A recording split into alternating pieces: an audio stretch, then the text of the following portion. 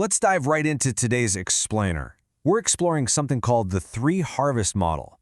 It's this absolutely fascinating biblical framework from our source material that looks at the resurrection not as just one random, chaotic event, but as a meticulously ordered chronological journey. It completely reframes how we look at these ancient texts, and we're going to break the whole thing down together, step by step. Here's the agenda for what we'll be covering. First, the prophetic chronology, then the three-harvest blueprint, followed by the songs of the harvest. Next, we'll look at identifying the bride, the heavenly city, and finally wrap up with habits for the kingdom. Section 1, the prophetic chronology. We're kicking things off with a massive, worldview-shattering enigma from Matthew 27. The text describes this very exclusive group of contemporary saints who literally arose from their earthly graves right after Christ's resurrection. I mean, imagine the absolute shock in Jerusalem. But the source points out this wasn't just a random miracle. It was the highly intentional opening act of an ordered sequence. You see, this model completely challenges some of our most common end times assumptions. A lot of people just assume the resurrection is this single, chaotic, flash-in-the-pan event at the very end of time where everybody goes at exactly the same moment. But the source proposes something totally different called tagma. It argues for a beautifully ordered, sequential, and phased agricultural harvest instead. It takes us from a chaotic culmination to a really deliberate, multi-stage process. Now, what does tagma actually mean? It's a Greek military term meaning a rank, sequence, or ordered arrangement. Think about the ancient Roman military. Soldiers weren't just a disorganized mob running onto a battlefield. No way. They marched in highly disciplined cohorts with specific ranks and strategic deployment times. So the takeaway here is that the resurrection follows a specific divine order where every believer has a designated placement based on readiness, not some chaotic free-for-all. Chronologically, this journey has an incredible emotional and physical arc. It progresses from the dusty, earthly work of resurrection, starting at those literal graves in Matthew 27, moving right up to heavenly thrones, which are often associated with the 24 elders in the text. From there, it transitions into a hidden chamber during a 7-year tribulation period, ultimately arriving at radiant heavenly administration as the royal city, the New Jerusalem. Section 2, the three-harvest blueprint. Now we get to the agricultural heart of this model, to see exactly how ancient farming perfectly mirrors spiritual maturity. Think about it like this. Different crops need completely different levels of pressure to be harvested.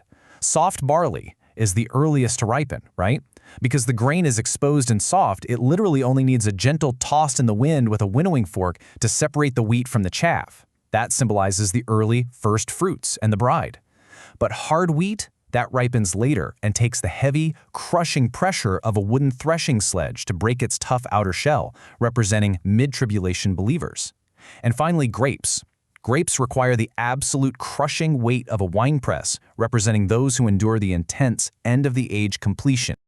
So you might be wondering, if Jesus and those Matthew 27 saints were the first fruits of the barley harvest, why on earth is there a thousands of years delay before the main harvest comes in?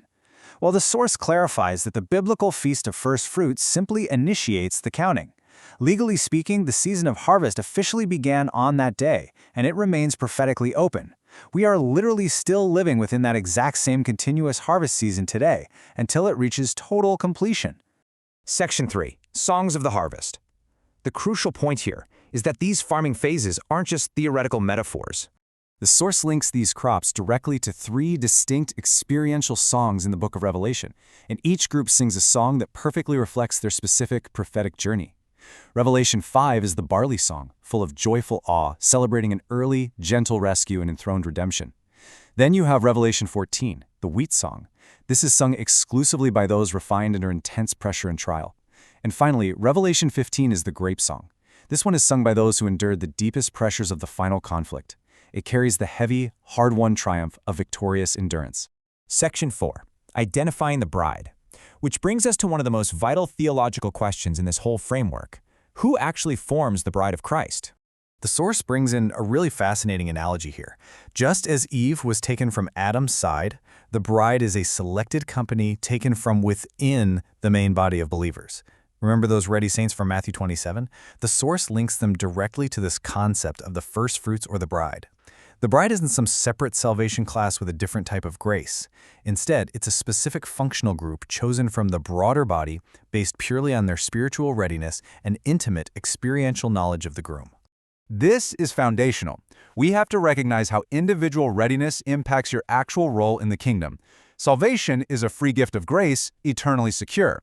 But a reward, like being part of that early barley harvest and reigning as the bride, is conditional. It's responsive and tied directly to your individual watchfulness. In the biblical parables, being foolish doesn't mean you lose your salvation. It just means a severe lack of preparedness that results in the delayed harvest timing, basically pushing someone from that gentle, early barley harvest into the much more difficult wheat harvest. Section 5. The Heavenly City. Next, we follow the bride's journey out of the hidden 7-day tribulation chamber, which aligns with the 7-year tribulation period, and into her ultimate destination. You see, the early barley harvest isn't merely about escaping hardship. It is an intensive preparation for profound royal administration. The bride serves as co-rulers with Christ. They mediate as priests to mortal populations, instructing earthly nations in the justice of the king. They are literally restoring human culture and governance, systems of justice, art, education, back to God's glory during the millennial kingdom. It is a highly active, deeply functional role. It's for sure not just sitting around floating on clouds.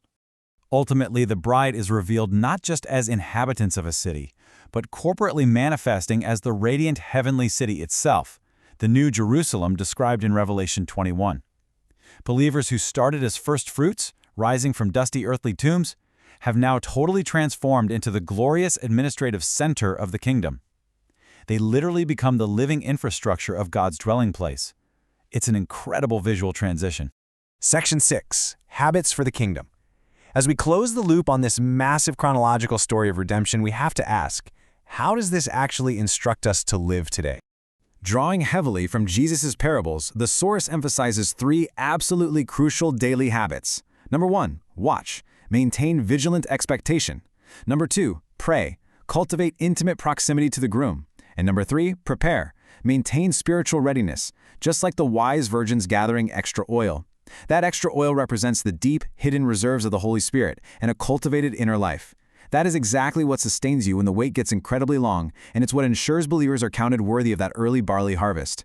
Which leaves us with this final thought to wrap up today's explainer.